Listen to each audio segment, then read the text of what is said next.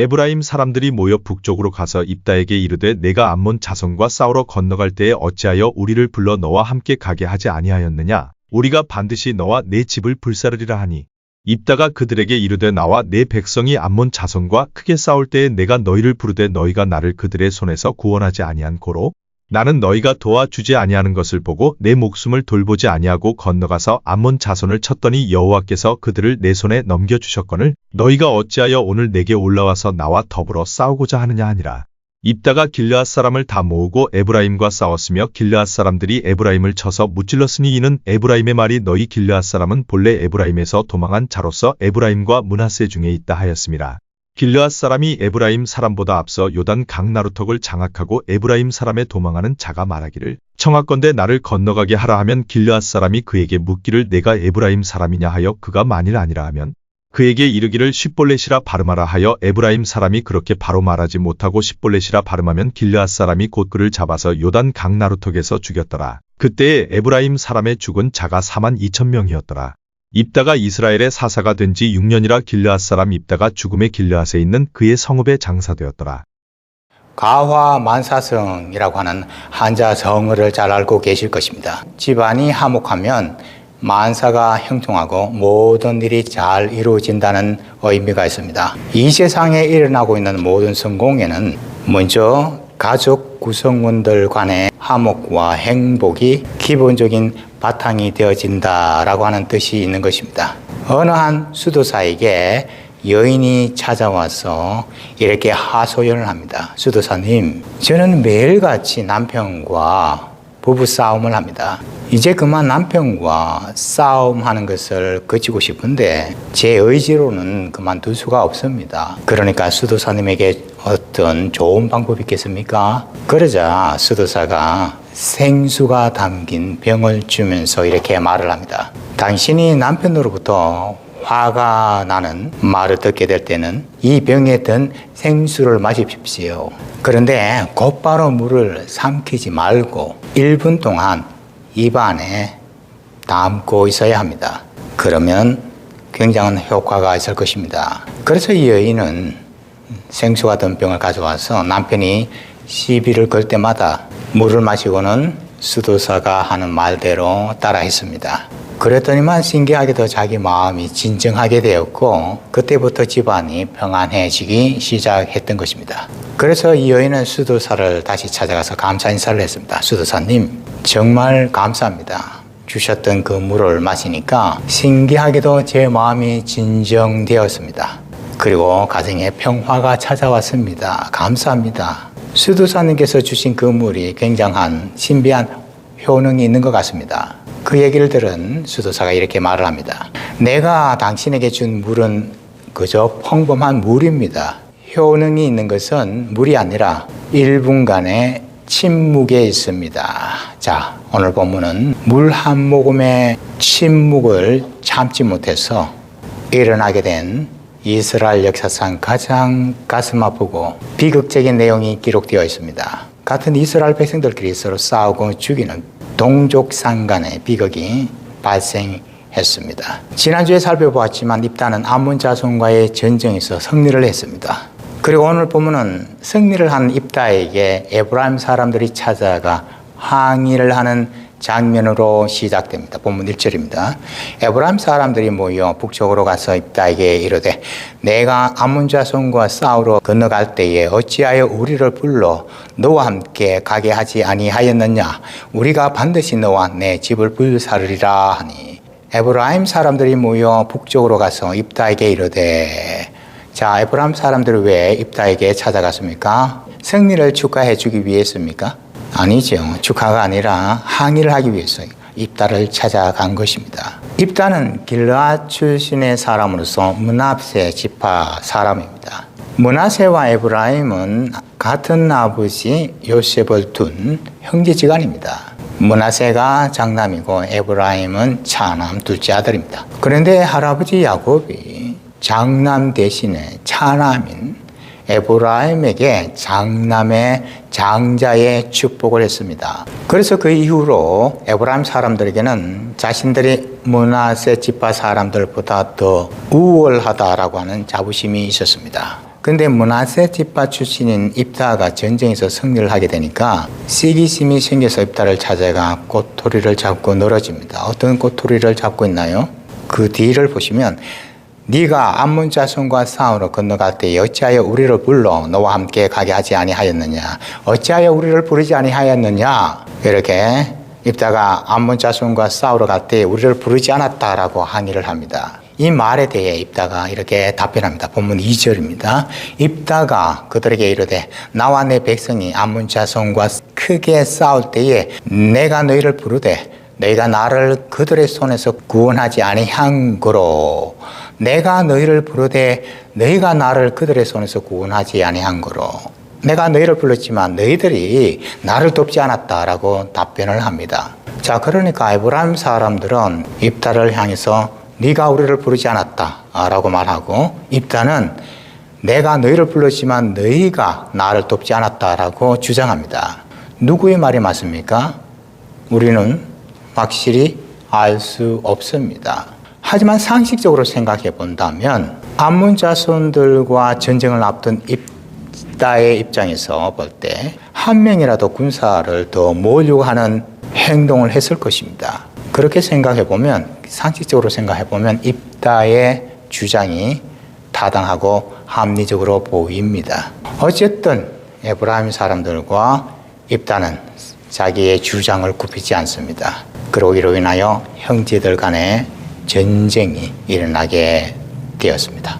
오늘 본문은 전쟁이 일어나고 이후에 일어나게 되는 종말을 보여줍니다. 그래서 오늘 이 시간에는 저와 여러분이 본문의 내용을 살펴보면서 에브라임 사람과 입다가 서로 경솔하게 행동했던 동기를 살펴보고 그리고 이 비극적인 사건이 주는 결말에 대하여 생각해보는 시간을 가지고자 합니다.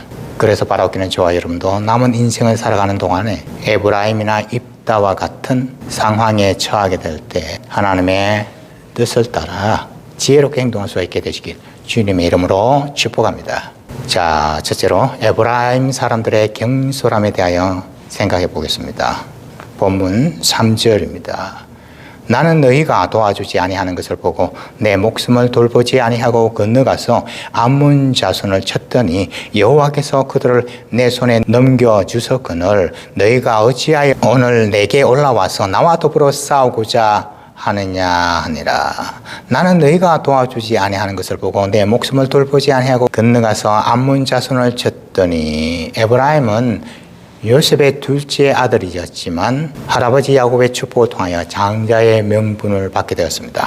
할아버지 야곱이 에브라임에게 장자의 축복을 해 주었지만 그래도 현실적으로 볼 때, 육신적으로 볼 때는 둘째 아들 차남입니다. 야곱이 에브라임에게 장자의 축복을 했다고 해서 갑자기 동생이 형이 될 수는 없지 않습니까? 이 영적인 축복은 눈에 보이지 않으니까 누가 보아도 에브라임을 동생이라고 여기지 형이라고 생각하지는 않습니다. 이러한 태생적인 한계로 인하여 이후에 태어난 에브라임 후손들은 다른 지파들보다도 므낫세 지파에 대해서는 특별히 또 경쟁 심리를 보이는 것을 우리는 성경을 통해 알 수 있습니다. 아마 동생 야곱과 형 예서 간의 그 사이를 생각해 보면 이해하기가 더욱 쉬울 것 같습니다. 동생 야곱이 아버지 이삭으로부터 장자의 축복을 받았습니다. 하지만 야곱은 형 예서를 피해서 도망가야 했습니다. 그래서 외삼촌 라반의 집에서 무려 20년 동안 머물러 있다가 고향으로 돌아오게 된 것도 형 에서의 존재를 인식했기 때문입니다. 이렇게 영적으로는 장자의 축복을 얻었지만 현실은 동생일 수밖에 없는 것이죠. 이렇게 육신적인 순서로 태어난 태생적인 한계로 인한 위축된 마음이 동생 에브라임이나 동생 야곱에게 있었다라고 우리는 생각해 볼 수 있습니다. 자, 본문 1절 중간 다시 보시겠습니다. 네가 암몬 자손과 싸우러 건너갈 때에 어찌하여 우리를 불러 너와 함께 가게 하지 아니하였느냐? 어찌하여 우리를 부르지 아니하였느냐? 이렇게 에브라임 사람들이 말합니다. 부르고 안 부르고 이 사실 여부를 떠나서 이 말 속에는 전쟁에서 승리를 하고 난 이후에 얻게 될 명성과 전리품을 가지게 될 입다를 향한 시기심이 있는 것을 우리는 알 수 있습니다. 장자의 명분을 가지고 있는 자기들이 무대의 주인공이 되어야 하는데 므낫세 지파가 그것도 기생이 낳은 아들인 입다가 전쟁에서 승리를 하게 되니까 세기심이 나서 도저히 참을 수가 없었던 것입니다. 그래서 꼬투리를 잡아 항의를 하는 것이었어 한 걸음 더 나아가 저주의 말까지 하게 됩니다. 그 뒤를 보시면 우리가 반드시 너와 내 집을 불사르리라. 어떻게 이런 저주의 말까지 할 수가 있겠습니까? 하지만 사람이 시기심과 탐욕에 눈이 멀게 되면 이렇게 쉽게 저주의 말까지 하게 되는 것을 보게 됩니다. 오늘날 우리 주변을 보면 이와 비슷한 일이 일어나고 있지 않습니까? 남들이 잘 되는 것을 보면 기뻐해 주고 축하해 주어야 하는데 그 일은 하지 못할 망정 시기하면서 비난하는 것을 우리는 종종 보게 됩니다. 시기하고 있는 사람의 특징을 보면 괜히 꼬투리를 잡는 것입니다. 사실 10가지 일을 하는데 9가지는 잘했다 할지라도 한 가지 정도는 잘못할 수 있지 않겠습니까? 근데 구태여 그 한 가지 가지고 꼬투리를 잡고 비난을 하는 사람이 있습니다. 몇 년 전에 이곳 살로 지역에 있는 어느 한 교회에서 주일학교 교실 벽마다 스크린을 설치했습니다. 그리고 이 작업을 위하여 몇몇 집사님들이 며칠 동안 자발적으로 교회에 와서 수고했습니다. 그리고 그 주일이 되었습니다.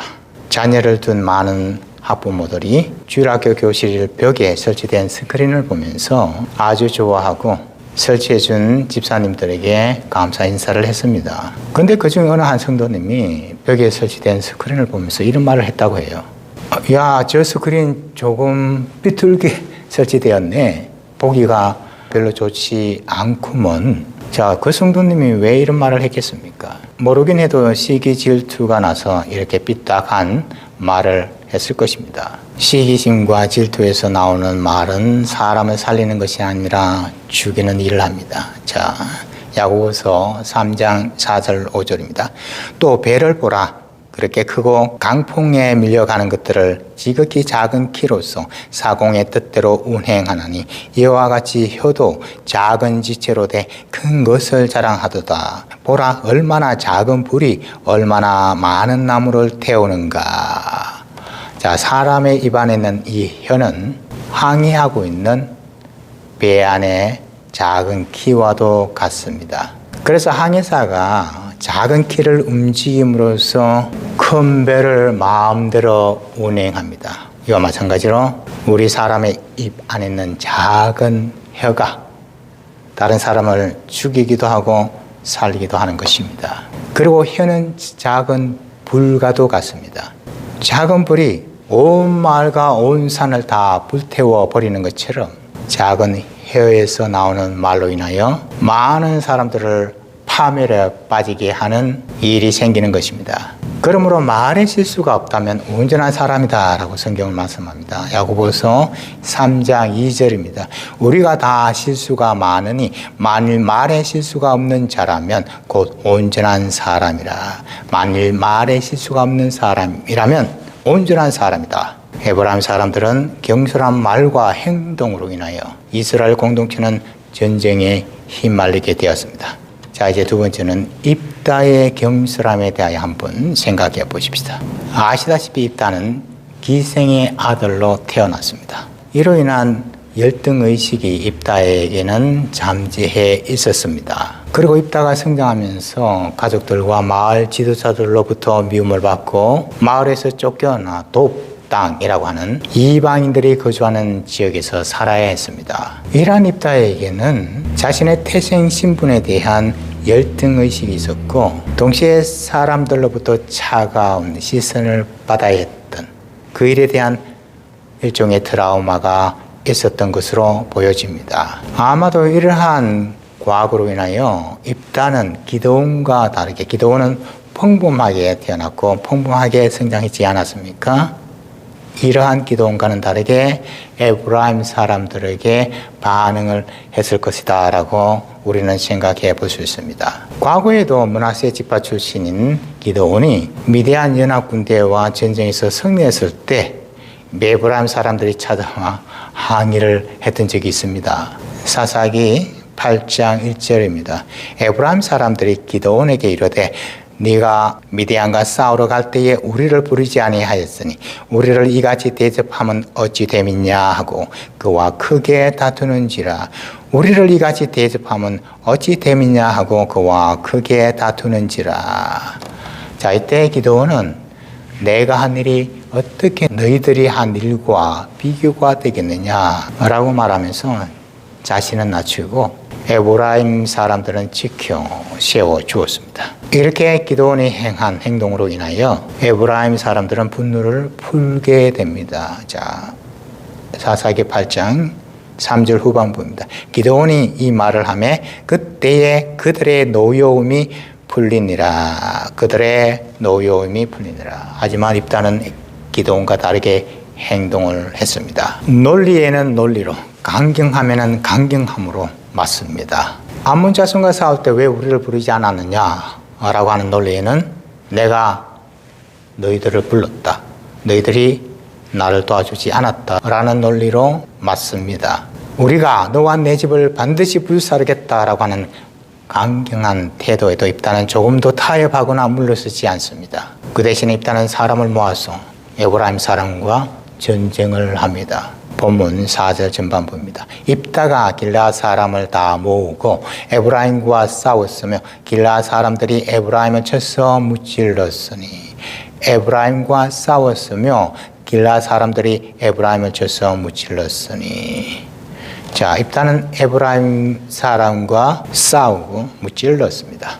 이전에 암몬 자손과 전투를 해본 경험이 있었던 므낫세 지파의 길라 사람들이 에브라임 사람들과 싸워 쉽게 물리칩니다. 싸우면서 밀리게 되자 에브라임 사람들은 요단강을 건너 도망하려고 하는데 이를 미리 한 길라 사람들이 요단강 나루트를 미리 장악합니다. 그리고 요단강을 건너려고 하는 사람들을 모두 조사합니다. 본문 5절입니다.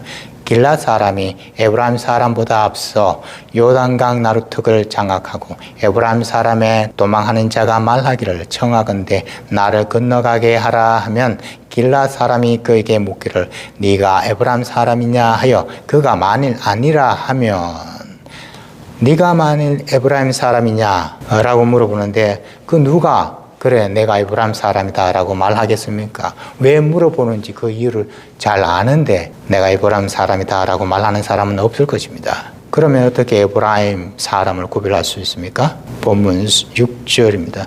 그에게 이르기를 십볼레이라 발음하라 하여 에브라임 사람이 그렇게 바로 말하지 못하고 볼레라고 발음하면 길라 사람이 곧 그를 잡아서 요단강 나루턱에서 죽였더라. 그때의 에브라임 사람의 죽은 자가 42,000명이었더라. 에브라임 사람이 그렇게 바로 말하지 못하고 십볼레이라 발음하면 마지막에 보시면 죽였더라. 그러니까 그 사람에게 십볼레라고 발음해보아라 라고 말을 해서 그 사람이 십이 아니라 십이라는 발음으로 시작하게 되면 죽였던 것입니다. 저도 제대로 발음하고 있는지는 모르겠습니다.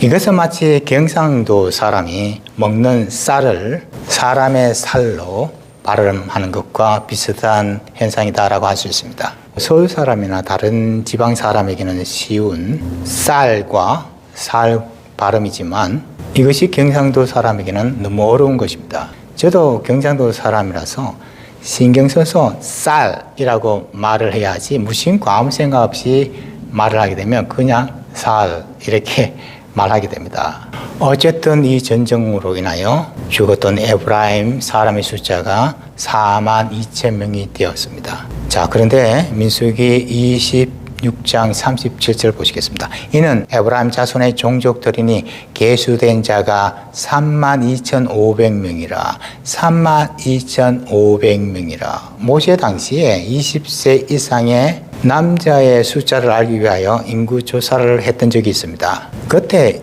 에브라임 사람들 중에 남자 20세 이상의 숫자가 32,500명이었던 것입니다. 그리고 그때부터 약 300년의 시간이 지났습니다. 그러니까 물론 모세 시대 때보다 인구가 많이 늘어났겠죠. 그럼에도 불구하고 4만 2천 명이 죽었다라고 하는 것은 20세 이상의 남자들은 대부분 이 전쟁에서 죽었다라고 우리는 추측할 수 있습니다. 이런 말이 있습니다. 문제가 있어도 문제로 보지 않으면 문제가 안 되지만 문제로 여기기 시작한다면 그때 비로소 문제가 된다. 그래요. 아무리 큰 문제라 할지라도 문제로 여기지 않으면 괜찮아요. 그러나 아무리 작은 것이라 할지라도 문제를 삼으면 큰 문제로 이어지는 것입니다. 씨볼레라고 발음하든 씨볼레라고 발음을 하든 쌀이 여기 있네라고 말하든 쌀이 여기 있네라고 말하든 알아들으면 되는 것이잖아요. 문제 삼지 않으면 괜찮은 것입니다. 하지만 이렇게 작은 일이라도 문제 삼으면 심각한 방향으로 진행되어지는 것입니다. 입다는 에브라임 사람들이 자신이 과거에 가지고 있었던 열등감과 상처를 건드리게 되자 더 이상 참지 못합니다. 자, 본문 4절 후반부입니다. 에브라임의 말이 너희 길라 사람은 본래 에브라임에서 도망한 자로서 에브라임과 므낫세 중에 있다 하였습니다. 도망한 자로서 에브라임과 므낫세 중에 있다 함이라.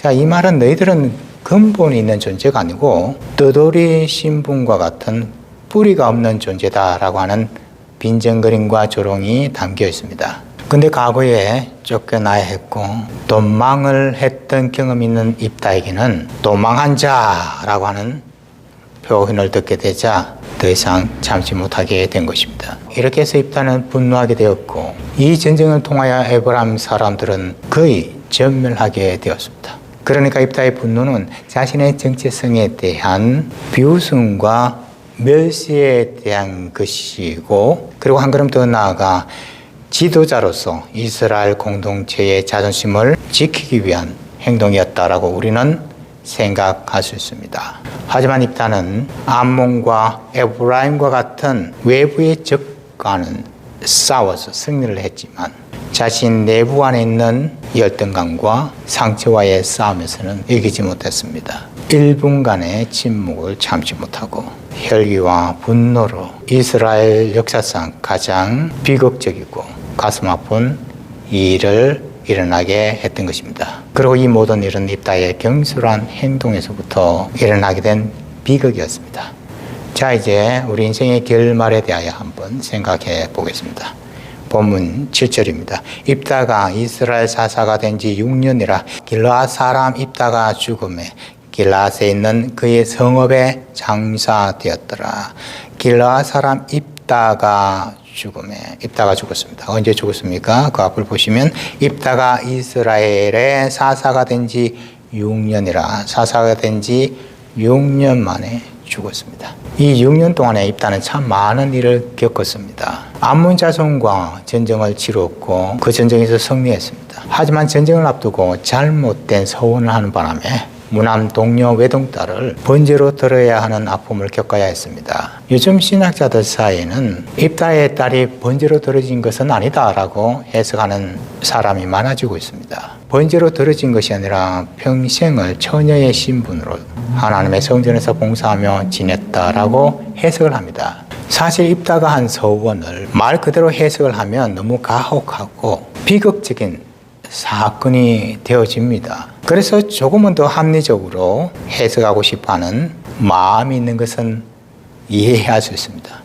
하지만 우리는 성경에서 말씀하고 있는 것은 그대로 받아들이고 해석해야 합니다. 자, 사사기 11장 35절입니다. 어찌할꼬 내 딸이여 너는 나를 참담하게 하는 자요 너는 나를 괴롭게 하는 자 중에 하나로다. 내가 여호와를 향하여 입을 열었으니 능히 돌이키지 못하리로다 하니 너는 나를 참담하게 하는 자요 나를 괴롭게 하는 자 중에 하나로다. 참으로 비통해하고 있는 입다의 모습을 우리는 여기서 볼 수 있습니다. 그리고 입다의 딸은 친구들과 함께 2달 동안 같이 울며 지냈습니다. 아니 평생을 처녀로 하나님을 섬기고 봉사한다고 해서 2달 동안 친구들이 함께 울어줄 필요가 있겠습니까? 그리고 가장 부담이 되는 구절은 사사기 11장 40절에 있습니다. 이스라엘의 딸들이 해마다 가서 길라 사람 입다의 딸을 위하여 나흘씩 애곡하였더라.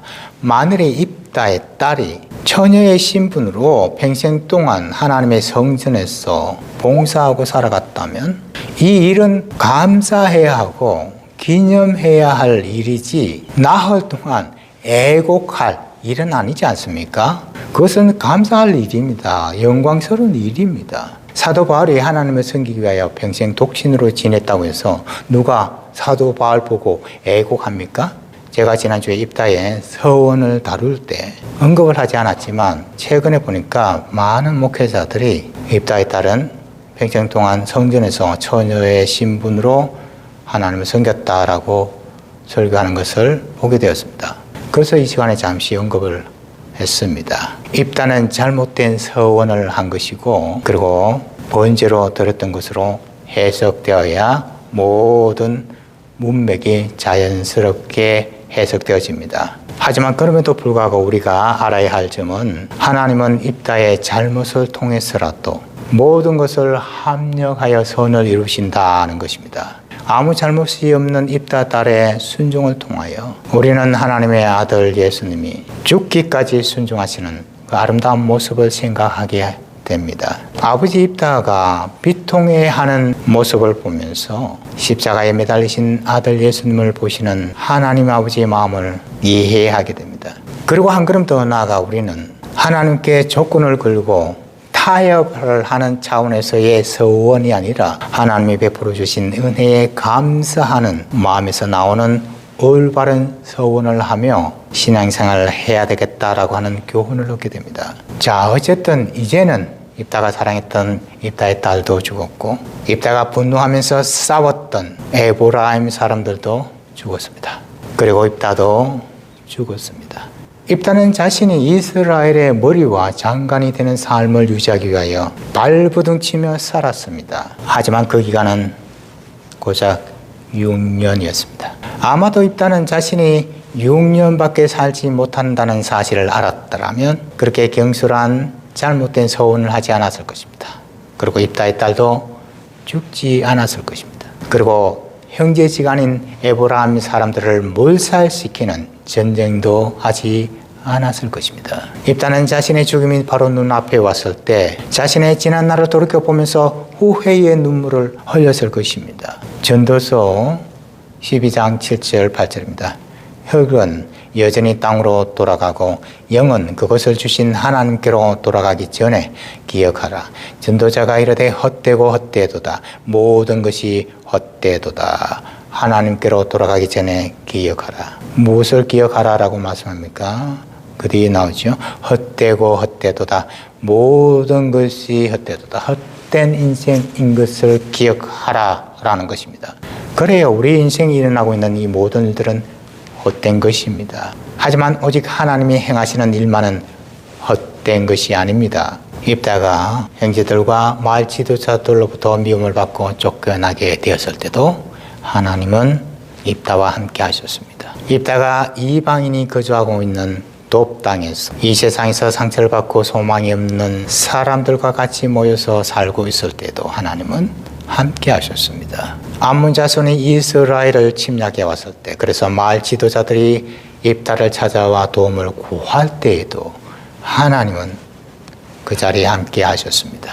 헛되고 헛된 인생이지만 하나님이 함께 하심으로써 그 인생이 의미가 있었던 것을 우리는 보아야 합니다. 저와 여러분, 우리의 헛된 인생이 하나님이 함께 하심으로 말미암아 의미가 있는 가치가 있는 인생이 되는 것입니다. 사사가 된 입다가 앞으로 6년밖에 살 수 없다고 하는 사실은 오직 하나님만이 아시는 비밀입니다.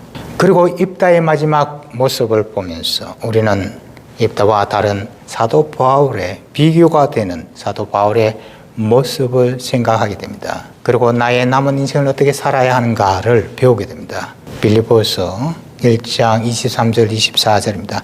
차라리 세상을 떠나서 그리스도와 함께 있는 것이 훨씬 더 좋은 일이라. 그렇게 하고 싶으나 내가 육신으로 있는 것이 너희를 위하여 더 유익하리라. 그렇게 하고 싶으나 어떻게 하고 싶다는 것입니까? 내가 이 세상을 떠나서 예수님과 함께 있는 것이 나에게는 훨씬 더 좋은 일이고 나는 그렇게 하고 싶다는 것입니다. 하지만 바울은 자신의 원함보다는 주변 사람들의 유익함을 먼저 생각했습니다. 그래서 자신이 이 세상에 더 머물러 있어야 함을 깨달았습니다. 입다는 자신이 이스라엘의 최고 지도자의 이 자리를 빼앗기지 않기 위하여 많은 어리석은 행동을 하며 살았습니다. 하지만 입다가 원했던 그 상류 계층의 삶은 고작 6년이었습니다. 우리는 입다의 모습을 보면서 어떻게 나의 남은 인생을 살아야 하는가를 깨닫게 됩니다.